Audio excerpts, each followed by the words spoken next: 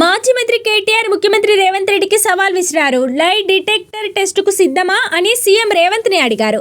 ధైర్యం ఉంటే lie detector టెస్టుకు రావాలని సీఎం రేవంత్ కి సవాల్ విసిరారు కేటీఆర్. ఫార్ములా ఈ కార్ రేస్ కేసులో ఈడీ విచారణ అనంతరం కేటీఆర్ మీడియాతో మాట్లాడారు. సీఎం రేవంత్ రెడ్డిపై నిప్పులు చెరిగారు. ఈడీ అధికారులు సుదీర్ఘంగా 7.5 గంటల పాటు కేటీఆర్ ను విచారించారు. ప్రజాధనం దుర్వినియోగం అయ్యేలా, ఇంతమంది ఉన్నతాధికారుల సమయం వృధా అయ్యేలా, ఇన్ని మీడియా సంస్థల టైం వేస్ట్ అయ్యే విధంగా కక్ష సాధింపు విచారణ మంచిది కాదు. నేను రెడీగా ఉన్నా.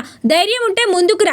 జూబ్లీ హిల్స్ ప్యాలెస్ లో అయినా సరే, ఏసీబీ న్యాయమూర్తి ఇంట్లో అయినా సరే, కోర్టులో అయినా సరే, ఈడీ ఆఫీస్ లో అయినా సరే, నేను లై డిటెక్టర్ పరీక్షకు సిద్ధం. మీరు కూడా రండి. ఇద్దరం కూర్చుందాం. దొంగ ఎవరో తెలిసిపోతుంది. ఎవరి నిజాయితీ ఏంటో రాష్ట్రం మొత్తం చూస్తుంది. మీకు ధైర్యం ఉంటే వెంటనే నిర్ణయం తీసుకోండి. డేట్ మీరే చెప్పండి, టైం మీరే చెప్పండి, ప్లేస్ మీరే చెప్పండి. నిజాయితీగా నా చెయ్యిస్తా. లై డిటెక్టర్ టెస్ట్ కి మీరు కూడా కూర్చోండి. ఈడీ విచారణకు ఇంకా ఎన్నిసార్లు రమ్మన్నా వస్తా. ఎన్ని ప్రశ్నలు అడిగినా సమాధానం చెప్తా. ఎన్ని రకాల పరీక్షలు పెట్టినా భరిస్తా. ఎందుకంటే అంతిమంగా న్యాయం, ధర్మం, నిజం, నిజాయితీ గెలుస్తాయి. కోర్టులు, న్యాయమూర్తులపై మాకు విశ్వాసం ఉంది అని కేటీఆర్ అన్నారు. ఒక్క పైసా అవినీతికి పాల్పడకపోయినా రేవంత్ రెడ్డి ప్రభుత్వం కక్ష సాధింపు చర్యల్లో భాగంగా కేసు పెడితే విచారణ అధికారులను, విచారణ సంస్థలను గౌరవించి 9వ తేదీన ఏసీబీ విచారణకు హాజరయ్యారు.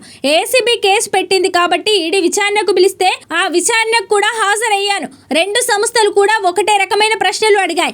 దాదాపు 7-8 గంటల పాటు అడిగిందే అడిగారు. వివరాలు తెలుసుకున్నారు. రెండు సంస్థలకు నేను చెప్పింది ఏమిటంటే, మీరు ఎన్నిసార్లు పిలిచినా వస్తా. మీరు ఎన్ని ప్రశ్నలు అడిగినా సమాధానం చెప్తా. సంతృప్తికరంగా చెప్తా. పూర్తి విచారణకు సహకరిస్తా.